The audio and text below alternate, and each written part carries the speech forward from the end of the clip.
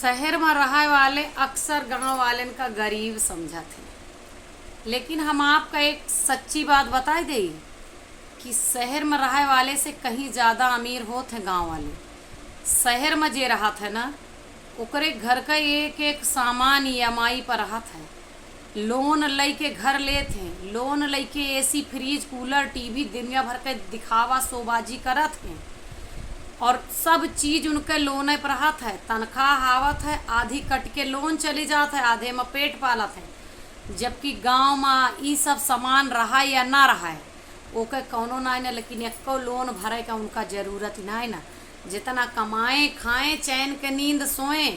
तो एक बात आप सब बताई हैं कि जेकरे ऊपर जेके बाल बाल बिका है वो अमीर भा कि जेकरे पास एको रुपया कर्जा ना है ना, चैन से खाता है सोता है, जितना होता है उतने में खुश है। बात सही हो तो कमेंट में जरूर बताइए कि शहर वाले ज़्यादा अमीर हैं कि गांव वाले।